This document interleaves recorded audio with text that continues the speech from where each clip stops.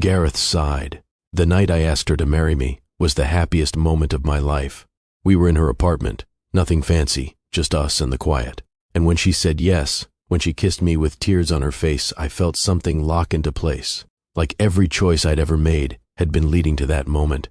Like I'd finally gotten something right. I had no idea I was holding a grenade with the pin already pulled. Thea sighed. The night he asked me to marry me was the night I realized I'd eventually lose him. He was so certain, so sure that what we had was built on honesty and trust. And I looked at him kneeling there with that open, hopeful face, and I knew that the secret I was carrying would destroy us, not because of what I'd done, but because of who he was. I said yes anyway, because I loved him, and because I wasn't ready to face what loving him would cost. Before this story's over, you're going to pick a side. Subscribe now so you can tell me in the comments whose side you're on, because I guarantee by the end, you won't be sure. Gareth's side. Gareth Hollis believed in absolutes. Right and wrong weren't suggestions. They were coordinates on a map, and if you followed them precisely, you'd arrive somewhere honest, somewhere clean.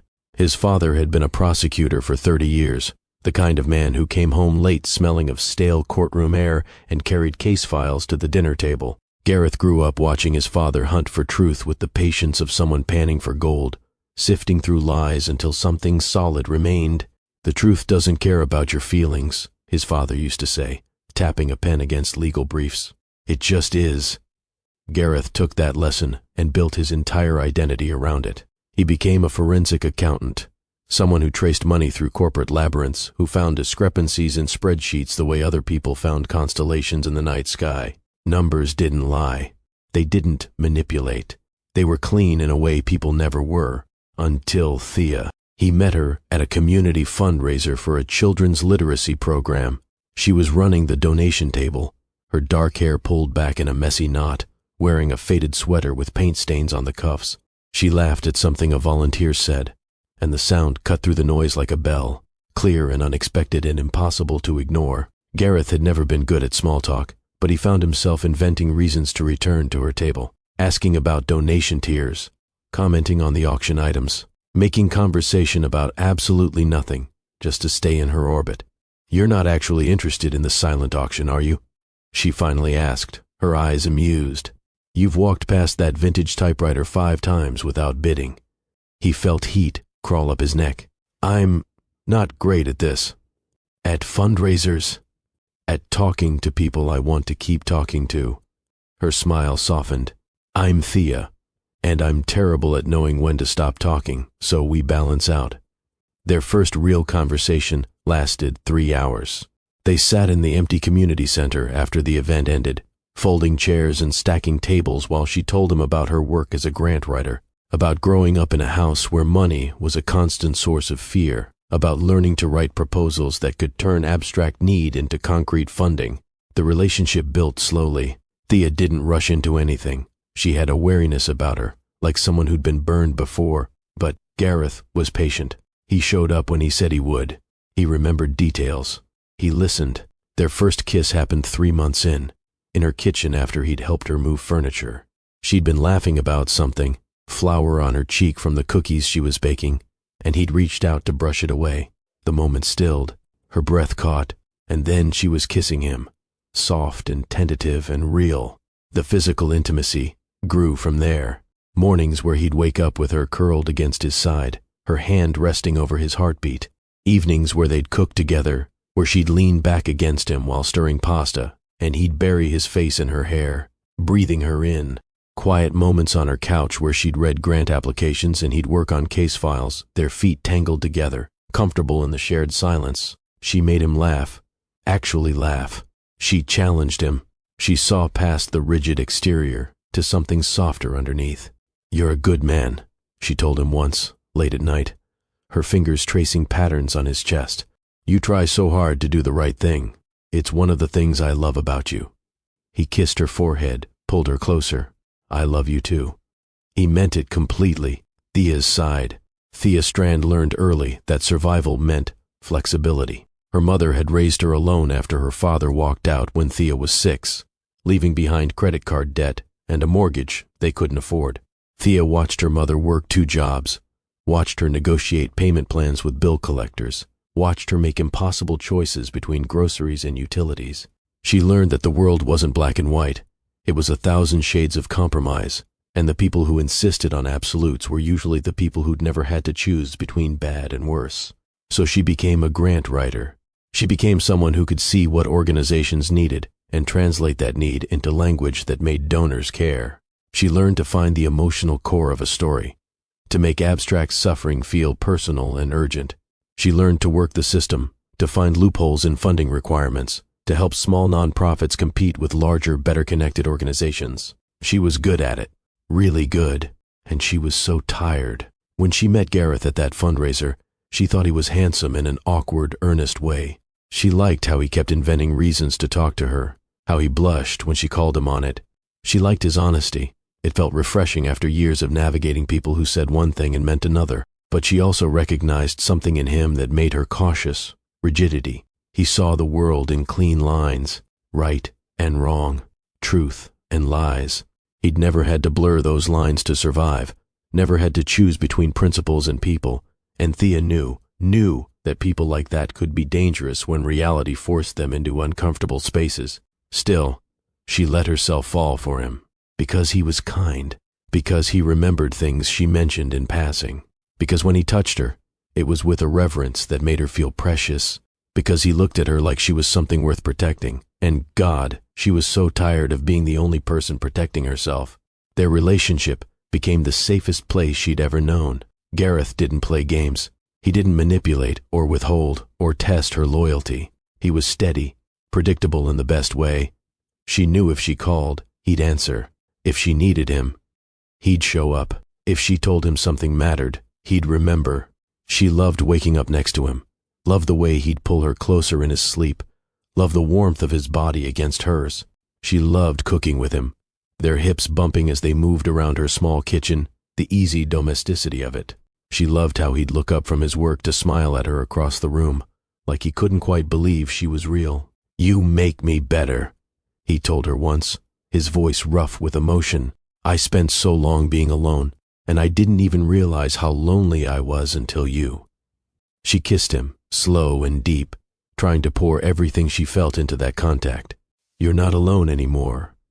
But there was something she hadn't told him, something she'd been carrying for months, getting heavier with every passing week. One of the nonprofits she worked with, a small community center serving immigrant families, was in trouble. Their previous director had made mistakes in their financial reporting, mistakes that Thea discovered when she started working on their grant applications. The errors weren't malicious, just incompetent, donations miscategorized, expenses allocated to wrong funding streams, documentation missing or incomplete. If those errors were reported, the center would lose its grants. Programs would close. Families who depended on English classes, job training, child care assistance, they'd have nowhere to go. Thea knew she should report it, but she also knew what would happen. So she made a choice. She cleaned up the documentation herself. She reallocated expenses, corrected categories, filled in missing paperwork. She created the narrative that should have existed in the first place, the one that showed the truth of what the center was doing, even if the paper trail had gotten messy along the way. It wasn't fraud, she told herself. It was correction. But she knew Gareth wouldn't see it that way. Thea sighed. The mess at the West Side Community Center wasn't hidden. It was just buried under layers of well-meaning incompetence. Thea found it when she started pulling together their grant renewal applications.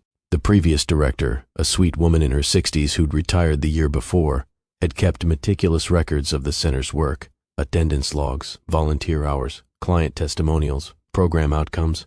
But the financial documentation was a disaster. Donations were categorized incorrectly. Grant funds meant for specific programs were allocated to operational costs. Expenses that should have been separated were lumped together. Nothing matched, nothing lined up. The paper trail suggested fraud, when the reality was just exhaustion and ignorance. Thea sat in the center's cramped office, surrounded by bankers' boxes full of receipts and spreadsheets, and felt her stomach turn. If she reported this, if she flagged the discrepancies and let the auditors handle it, the center would lose everything. Every grant they held would be pulled pending investigation. Even if they were eventually cleared of intentional wrongdoing, the funding would be gone. Programs would close. Families who depended on those services would have nowhere else to go. She thought about Mrs. Chen, who brought her 2 daughters to the after-school program every day because she worked a double shift and had no other childcare. She thought about the English classes where immigrants practiced job interviews, where they learned to navigate systems that felt designed to exclude them. She thought about the food pantry that fed 40 families every week. All of it would disappear because an overworked director hadn't understood how to categorize expenses correctly. The choice should have been obvious. Report it. Follow protocol. Let the system sort it out. But Thea had watched the system sort things out before. She'd seen good organizations destroyed by technicalities, seen families lose services because someone made a paperwork error. The system didn't care about intent. It didn't care about outcomes. It cared about documentation, so she made a different choice. She spent 3 weeks rebuilding the financial records from the ground up. She went through every receipt, every bank statement, every transaction log. She reallocated expenses to the correct categories. She filled in missing documentation. She created the narrative that should have existed from the beginning, the one that accurately reflected what the center actually did, even if the original paperwork had been a mess. It wasn't fraud, she told herself. It was correction. The work was real. The families were real. The need was real. She was just making the documentation match reality instead of letting incompetent paperwork destroy something valuable. But even as she justified it, she knew what Gareth would say. He'd call it manipulation. He'd say the documentation was supposed to reflect exactly what happened, not what should have happened. He'd tell her that fixing mistakes after the fact was just a softer word for falsification. He wouldn't understand that sometimes you had to choose between rules and people, so she didn't tell him. She came home to their quiet evenings together and kissed him hello and asked about his day. She cooked dinner with him, let him wrap his arms around her from behind while she chopped vegetables. She went to bed with him and let him hold her close, his breath warm against her neck, and she carried the secret like a stone in her chest. "You okay?" he asked her one night, brushing hair back from her face. They were in bed, her back against his chest, his arm wrapped around her waist. "You seem distant lately." She laced her fingers through his, held tight. "I'm fine, just tired." "You work too hard," he murmured, kissing her shoulder. "You carry too much." "You have no idea," she thought, but she just pressed closer, tried to absorb his warmth, his certainty, his simple faith that doing the right thing was always obvious. "I love you," she whispered. "I love you too," he said against her skin, and she let herself believe that would be enough.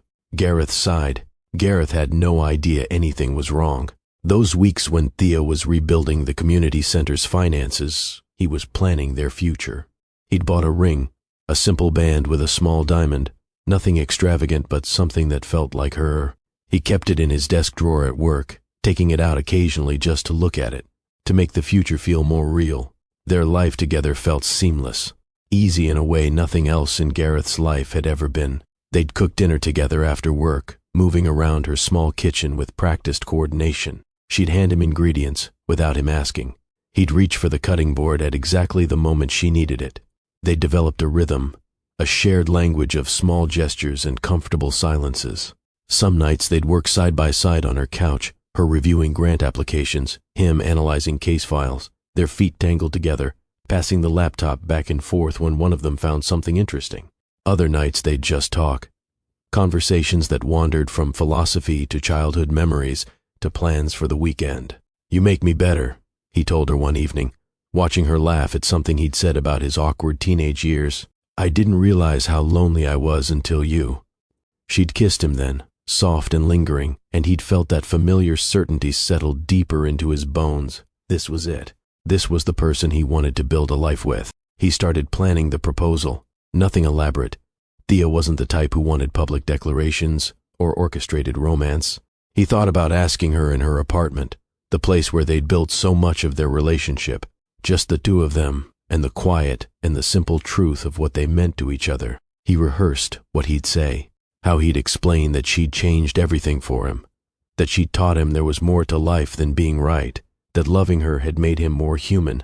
He had no doubt she'd say yes. Their relationship was built on honesty, on showing up for each other, on trust that ran deep enough to hold weight. He looked at her across the room sometimes, curled up reading or concentrating on her laptop, or just existing in the space they shared, and felt grateful in a way that surprised him. Grateful that she'd given him a chance. Grateful that she saw past his awkwardness to something worth loving. Grateful that he got to wake up next to her, that he got to be the person she came home to. Everything felt solid, real, like they were building something that would last. He had no idea the foundation was already cracked, no idea that the woman he loved was carrying a secret that would destroy them both. No idea that when the truth finally surfaced, he'd be the one holding the match. Right there, that's where everything was already breaking. He had no idea. She was drowning. Drop a comment. Whose side makes more sense to you right now? Because it's about to get complicated. Gareth sighed. Gareth found the discrepancies by accident. Thea had asked him to review financial reports for one of her nonprofit clients, the Westside Community Center. They had a donor meeting coming up, and she wanted to make sure everything looked solid before presenting the numbers. It was supposed to be simple, a quick scan to catch any obvious issues, maybe suggest a clearer way to present the data. He sat at her kitchen table with the spreadsheets open on his laptop, coffee cooling beside him, and started reading. And his brain did what it always did with numbers. It looked for patterns. Expense dated March 15th, but the corresponding receipt showed March 3rd. Donation categorized as program funding, but the donor letter specified operational support. Grant disbursement that should have been allocated across 3 budget lines compressed into one. Small things. Easy to miss if you weren't looking. But Gareth was always looking. His stomach tightened. He told himself he was seeing problems that weren't there, that maybe nonprofits just handled documentation differently than corporations. But he ran the analysis again, cross-referenced dates, checked allocation patterns. The discrepancies weren't random, they were systematic. Someone had gone through these records and made deliberate changes, reallocated funds, backdated documentation, created a narrative that didn't match the original paper trail. Someone had manipulated these financials to hide inconsistencies, and the person who had access to these records, who had done the grant writing, who would have needed to alter the documentation to make everything align. Thea. The realization hit him like a physical blow. He sat there staring at the screen, his hands shaking, trying to find another explanation. Maybe the previous director had made the changes. Maybe there was a legitimate reason for the discrepancies. Maybe he was wrong about what he was seeing. But he wasn't wrong. He'd spent his entire career identifying exactly this kind of pattern. This was fraud, and Thea had done it. He didn't know how long he sat there. Long enough for the coffee to go cold. Long enough for the light outside to shift from afternoon to early evening. Long enough for the truth to settle into his bones with a weight that felt permanent. When he heard her key in the lock, he still hadn't moved. She came through the door calling his name, cheerful and unsuspecting, and he couldn't make himself answer. "Hey," she said, setting down her bag. "How'd the review go?" She stopped when she saw his face. The silence stretched between them, heavy and suffocating. "What's wrong?" she asked, but her voice had changed. Careful now, guarded. "Tell me about the Westside Community Center," he said quietly. He watched fear flicker across her face. Just for a second, but he caught it. That tiny moment of recognition before she could hide it. "What about them?" "Tell me about their financial documentation." Another silence, longer this time. "Gareth, did you alter their records?" His voice was steady, but his hands were clenched so tight his knuckles had gone white. "Did you manipulate the documentation to cover up discrepancies?" She closed her eyes. And he knew. God, he knew. "It's not what you think," she said. "Then explain it to me." Thea sighed. Thea had been thinking about dinner on the drive home, whether they had enough pasta for the recipe she wanted to try, whether Gareth would want to watch that documentary they'd talked about. Normal things. Comfortable things.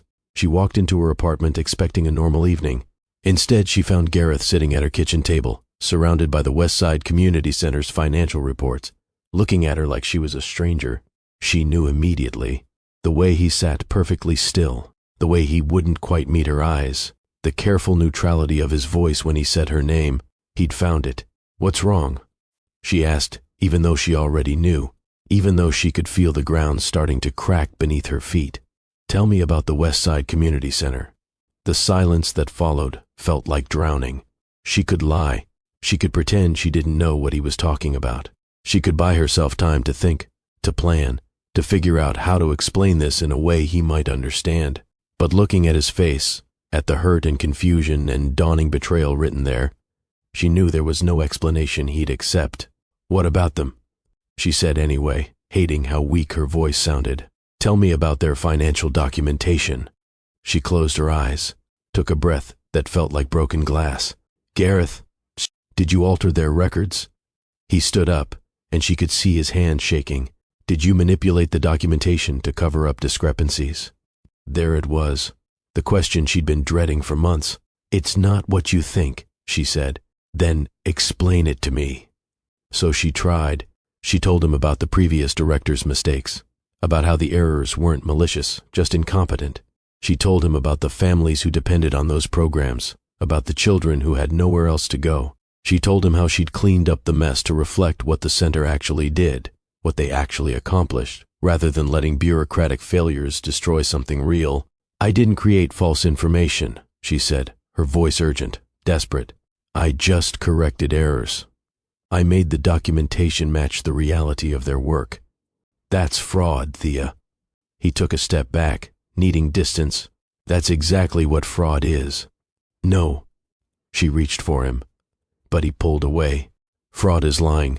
I was telling the truth about what they do, what they need, what they accomplish. The paperwork was wrong, not the work itself.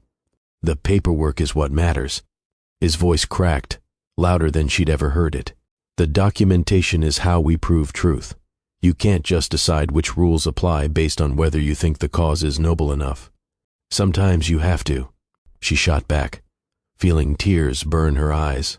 "Sometimes the rules are wrong, Gareth. Sometimes following them blindly hurts people who don't deserve it. And who gets to decide that? You, just you, making choices that affect everyone else based on your personal judgment?" "Yes." The word came out raw. "Yes, because someone has to. Because waiting for the system to fix itself means watching people suffer while you keep your hands clean." He stared at her, and she watched something break in his expression. "I have to report this," he said. The world stopped. "What?" "I found evidence of financial fraud. I'm legally obligated to report it." "Gareth, please." She grabbed his arm, desperate.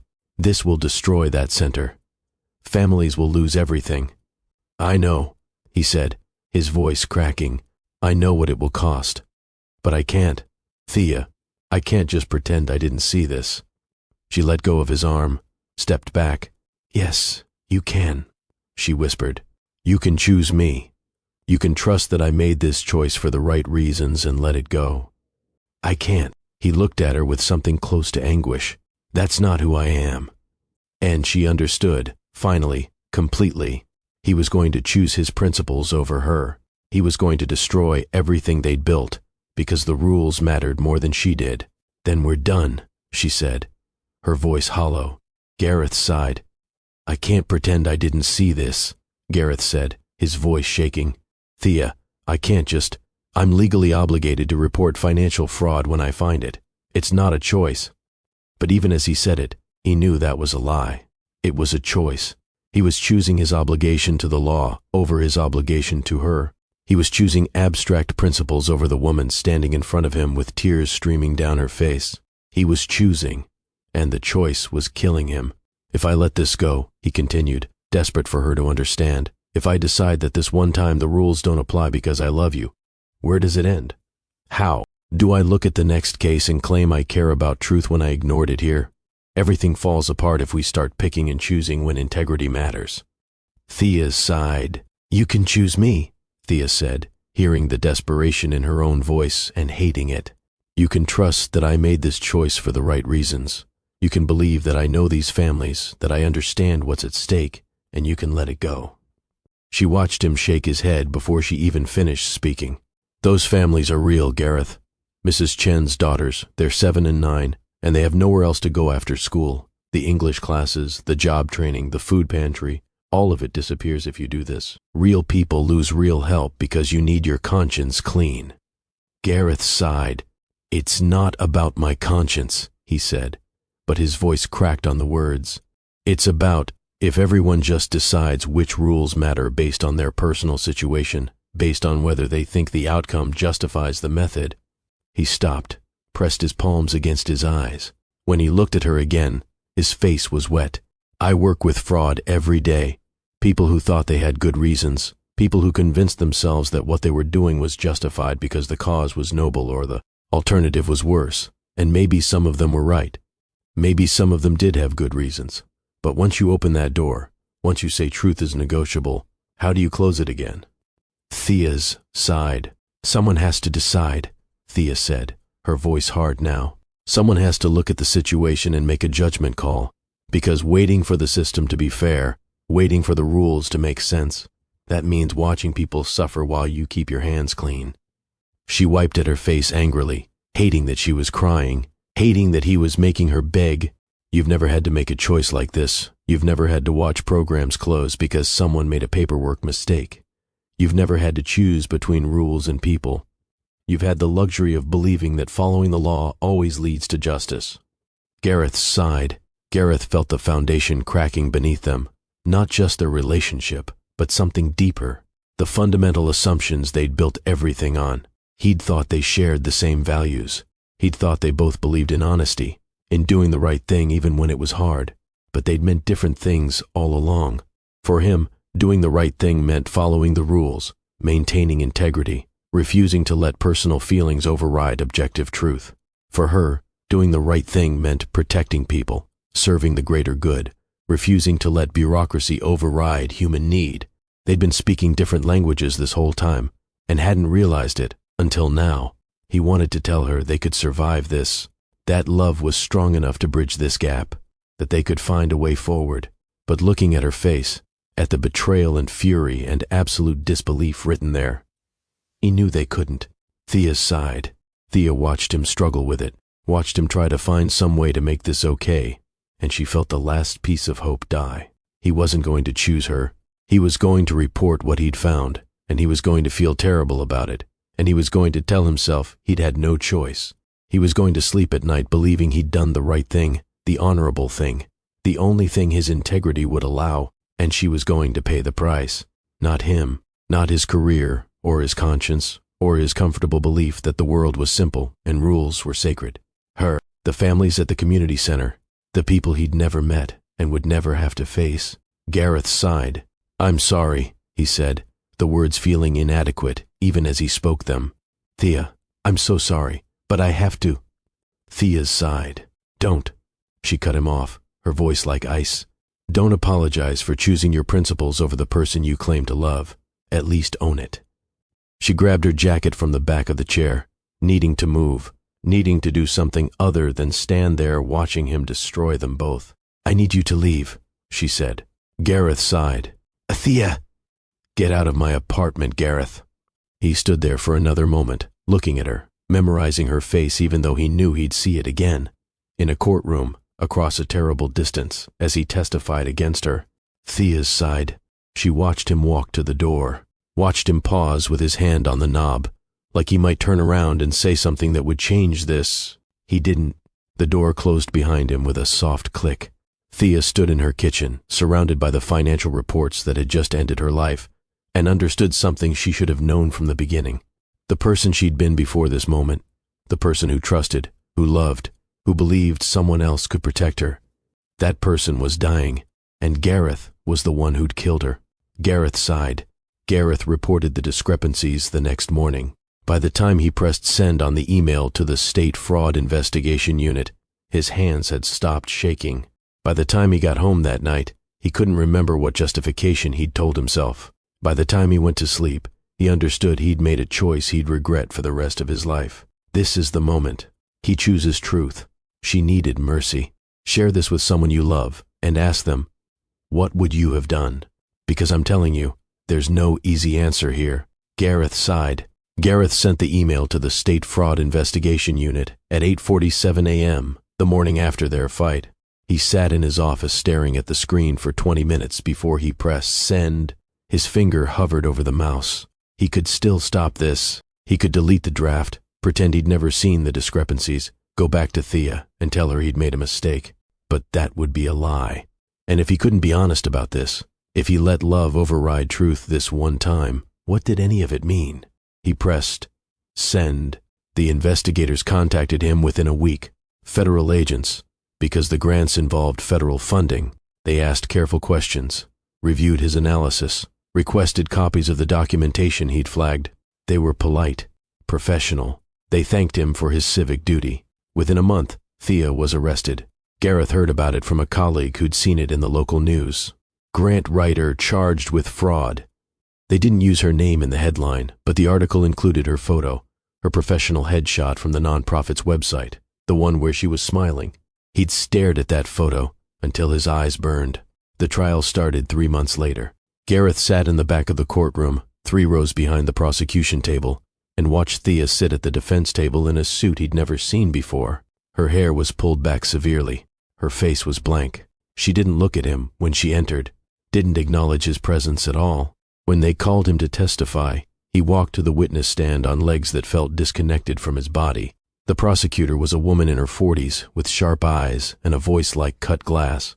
She asked him to state his name, his occupation, his relationship to the defendant. His voice caught.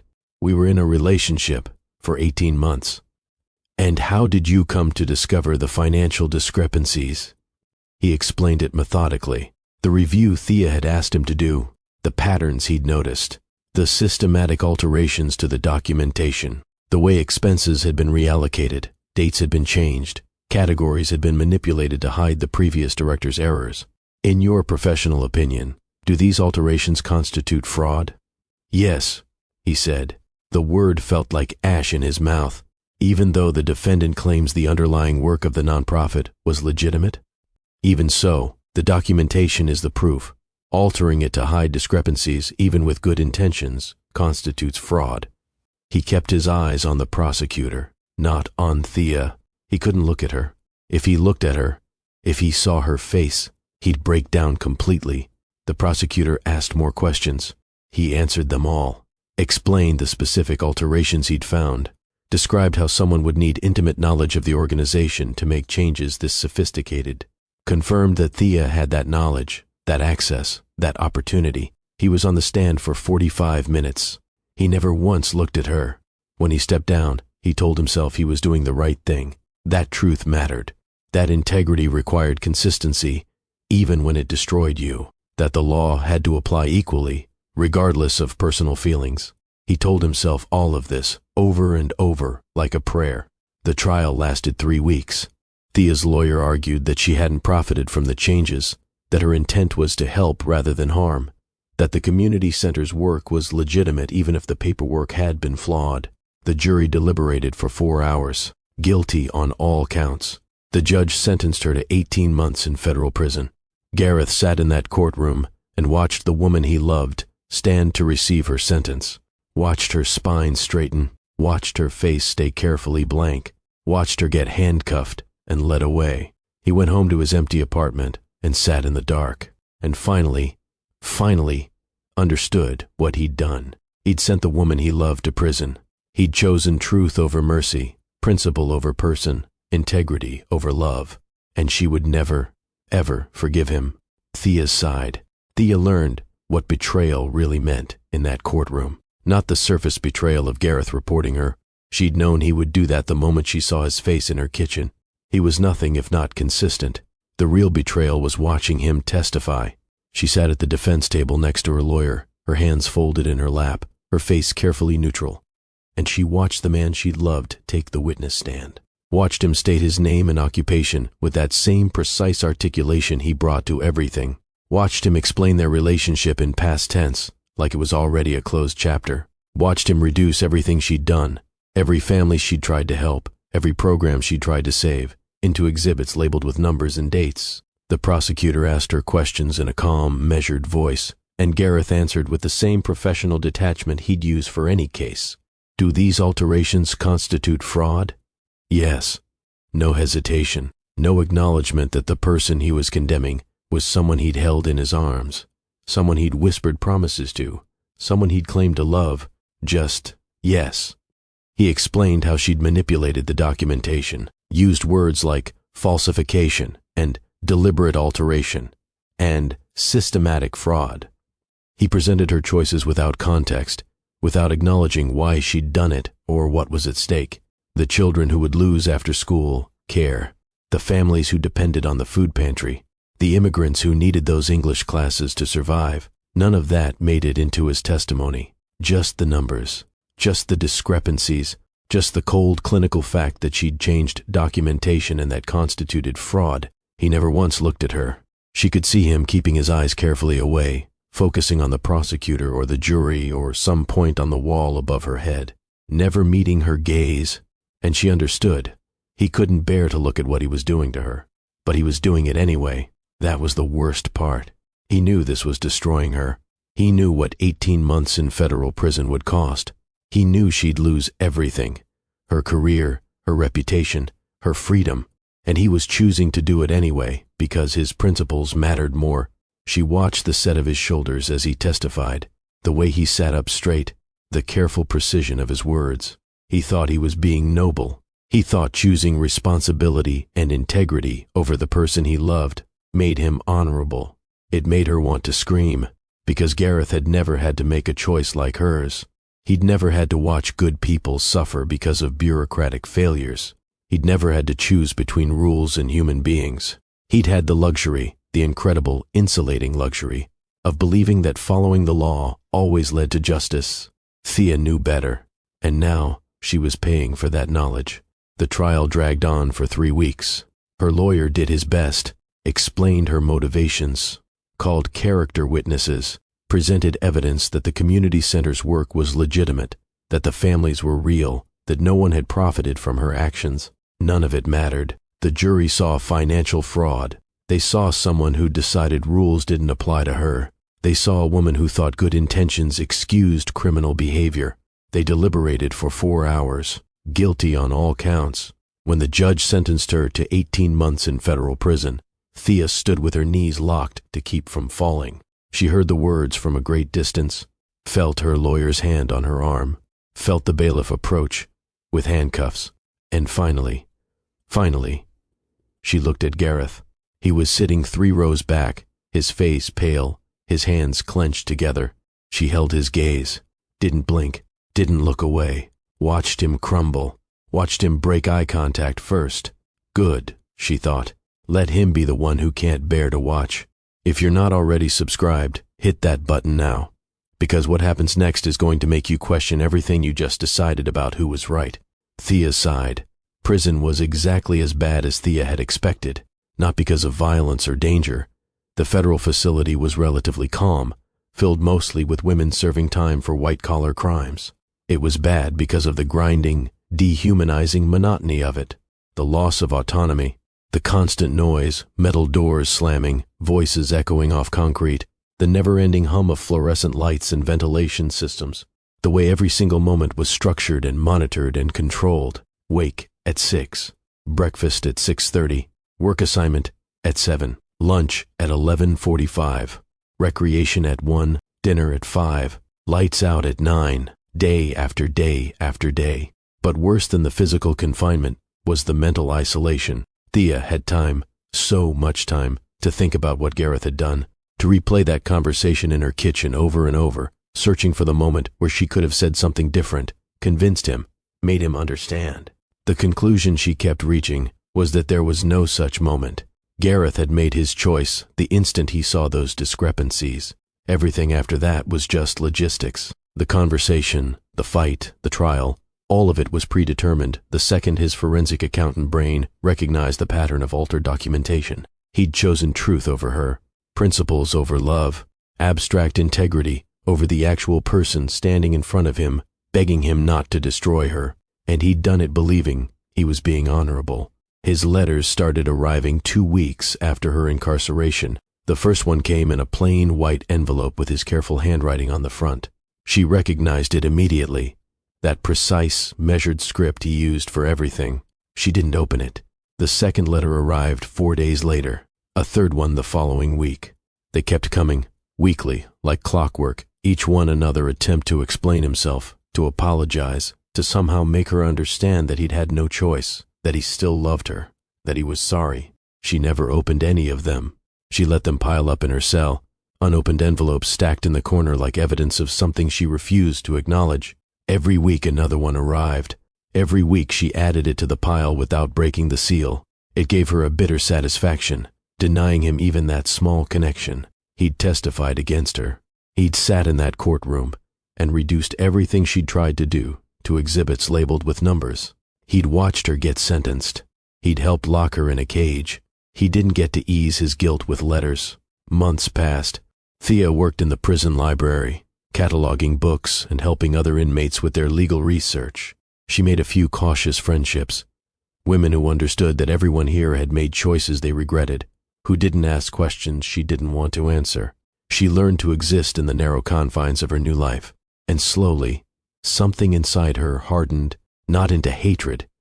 She was too tired for that, too exhausted from carrying the weight of what had happened to waste energy on active rage, but into a cold, settled understanding.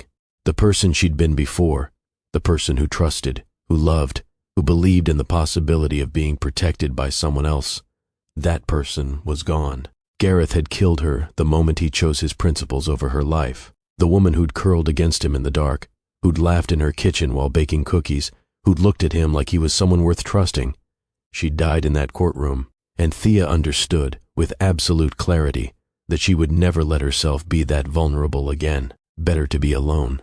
Better to need no one. Better to protect yourself than trust someone else to choose you when it mattered. Gareth sighed.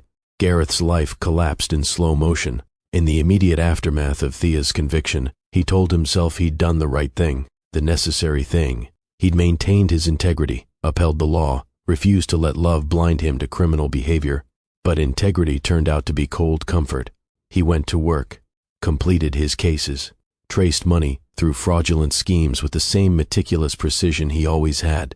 And every single time, he found himself thinking about Thea, about the families at the Westside Community Center who'd lost their programs when funding was pulled, about the children who no longer had after-school care, kids like Mrs. Chen's daughters, 7 and 9 years old, who now had nowhere safe to go while their mother worked double shifts, about the parents who couldn't access job training anymore, about the immigrants who'd lost their English classes, who were trying to navigate a system that felt designed to exclude them, about the abstract principle of financial accuracy weighed against concrete human suffering. He'd chosen accuracy. He'd chosen documentation over people. He'd chosen to be right over being merciful. And it was destroying him. His father called him 2 weeks after the sentencing. "I heard about the conviction. That took courage, son." "Did it?" Gareth asked, staring at his empty apartment, the space that felt wrong without Thea in it. "Or did it just take cowardice? Hiding behind rules instead of making a real choice?" "Rules matter," his father said firmly. "Without them—" "I know," Gareth interrupted. "Without them, everything falls apart. You taught me that. I believed you." He still wasn't sure what he believed anymore. He wrote to Thea compulsively, letters that started as apologies and devolved into desperate attempts to explain himself, to make her understand that he hadn't wanted to hurt her, that he'd been trapped by his own principles, that he still loved her. He mailed them every week. She never wrote back, not once. The silence was its own kind of answer, clearer than any words could have been. She didn't want his apologies. She didn't want his explanations. She didn't want anything from him, except distance. Each week that passed without a response felt like another weight added to his chest. He'd go to the mailbox hoping, pathetically, desperately hoping, to find something from her, a single line, a few words, anything that acknowledged he still existed to her. Nothing ever came. He kept writing anyway, kept trying to bridge a gap that grew wider with every passing day, kept believing that if he could just find the right words, if he could just explain it correctly, she'd understand. But deep down, he knew the truth. There were no right words. There was no explanation that would make this okay. He'd chosen his principles over the woman he loved, and that choice had consequences that no amount of apologizing could undo. Thea sighed. Thea walked out of the Federal Correctional Facility on a bright spring morning and felt absolutely nothing. 17 months. She'd earned good time for her work in the library, for keeping her head down, for not causing problems. 17 months of controlled monotony, and now she was free. Except she didn't feel free. She felt hollow, exhausted, like someone had scooped out everything that used to live inside her and left only the mechanical parts, lungs that breathed, heart that beat, legs that carried her toward the parking lot. Her mother was waiting by the car, older than Thea remembered, more worn. She opened her arms and Thea walked into them, going through the motions of being someone's daughter again, someone capable of gratitude and relief and normal human emotion. "I'm so glad you're out," her mother whispered against her hair. "I'm so glad." Thea hugged her back and felt nothing. They drove in silence for the first 20 minutes. Her mother kept glancing over, like she was trying to figure out what to say. What question would be safe? "Where do you want to go?" She finally asked. "Anywhere," Thea said. "Anywhere but here." Her mother had kept Thea's phone charged and waiting. When Thea turned it on, it buzzed continuously for 3 full minutes, messages flooding in, notifications piling up. Most of them were from Gareth, voicemails, text messages, emails, dozens of them, sent over the past 17 months, each one another desperate attempt to reach her. She deleted them all without listening, held down the delete button and watched them disappear in batches, felt a grim satisfaction in erasing his voice before it could even reach her ears. He didn't get to be heard, not anymore. 2 days later, her phone rang. Unknown number. She ignored it. It rang again that evening, again the next morning. On the 4th call, something snapped. She answered. "Thea." His voice cracked on her name, raw with emotion. "Thank God. I've been trying to reach you for days. I need to see you. I need to explain." "There's nothing to explain," she said. Her voice sounded distant, even to herself. Flat, dead. "Please, just let me talk to you. Let me." "You testified against me, Gareth." The words came out calm, clinical. "You sat in that courtroom and helped send me to prison. You chose your principles over me, and now I'm choosing mine. We're done. Thea, please." She ended the call, changed her number the next day. A week later, her mother mentioned that a man had come by the apartment looking for her. Tall, dark-haired, clearly devastated.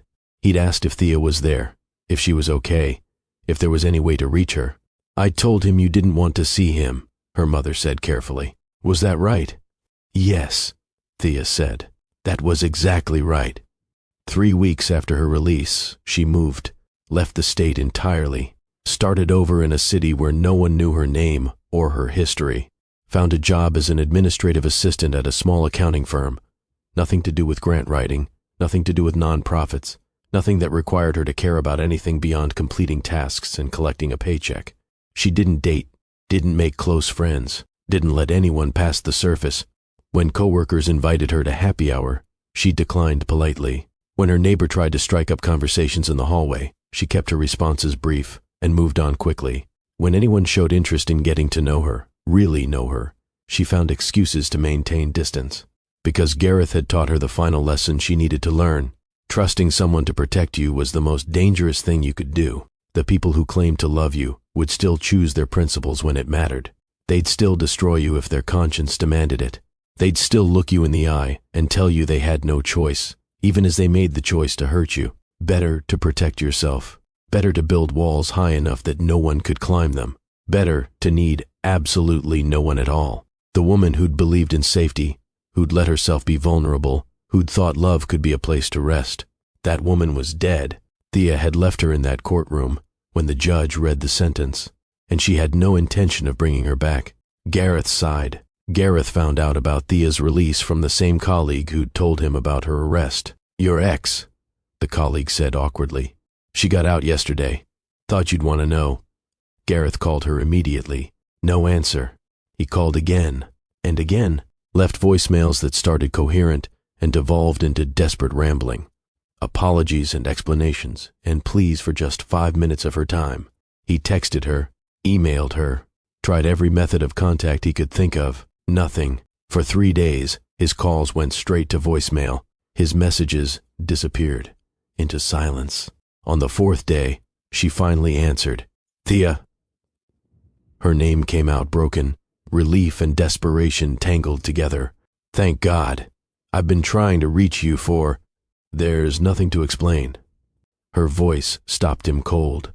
It wasn't angry. wasn't emotional. It was flat, dead, like every bit of warmth had been scraped out of it, and all that remained was empty space where a person used to be. "Please," he tried, "just let me talk to you. Let me." "You testified against me, Gareth. You sat in that courtroom and helped send me to prison. You chose your principles over me, and now I'm choosing mine. We're done." "Thea, please." The line went dead. He stared at his phone, his hands shaking, and felt something crack open in his chest. That voice, that flat, hollow voice where warmth used to live, where laughter used to bubble up unexpectedly, where she used to say his name with affection and trust and love. Gone, all of it gone. He tried calling back. The number was disconnected. He went to her mother's apartment a week later, stood in the hallway rehearsing what he'd say, how he'd explain, how he'd convince her to just listen. Her mother answered the door with a look that told him everything. "She doesn't want to see you," the older woman said, not unkind, but final. "I'm sorry. Please, just tell me if she's okay. If she's not here. And even if she was, she doesn't want to see you." The door closed. Gareth stood in that hallway for another 5 minutes before he could make himself leave. Over the following weeks, he tried everything. Called the community center where she used to volunteer, thinking they might know where she'd gone. Searched social media for any trace of her.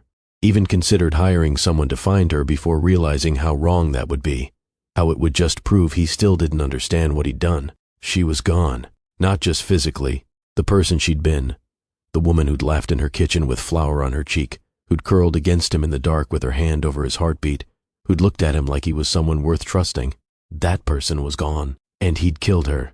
Not metaphorically. Not in some abstract sense. He'd destroyed her as surely as if he'd taken something physical. He'd watched her stand in that courtroom and receive her sentence, and he'd known, somewhere deep down, he'd known that the woman he loved wouldn't survive what was coming. And he'd let it happen anyway. For what? For accuracy.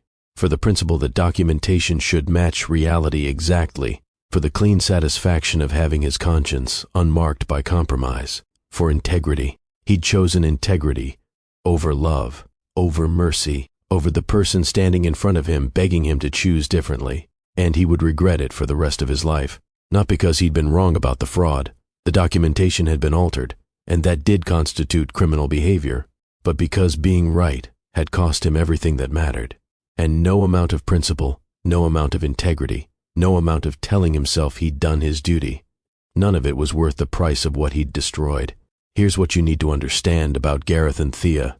Neither of them was the villain. They were two people who loved each other deeply, who made choices they genuinely believed were right, and those choices destroyed them both. Gareth learned, too late, that truth without mercy is just cruelty dressed in virtue. He spent his whole life believing that being right was the highest moral achievement, that integrity meant consistency above all else. He thought choosing principle over person made him honorable.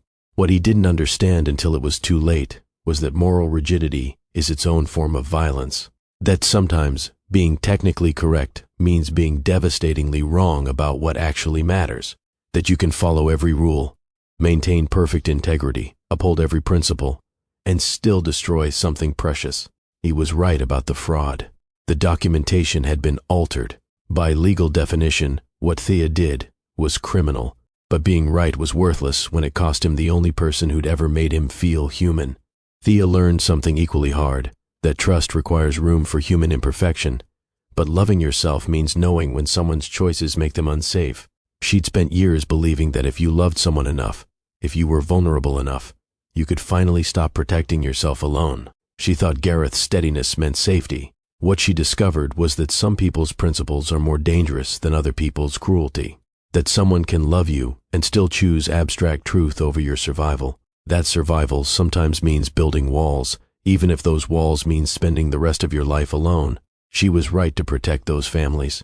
The community center's work was real, and the bureaucratic system that would have destroyed it over paperwork errors was broken. But her choice to hide it from Gareth, to believe she could love someone whose moral universe had no room for compromise, that choice cost her everything too. The real tragedy isn't that one of them was wrong and one was right.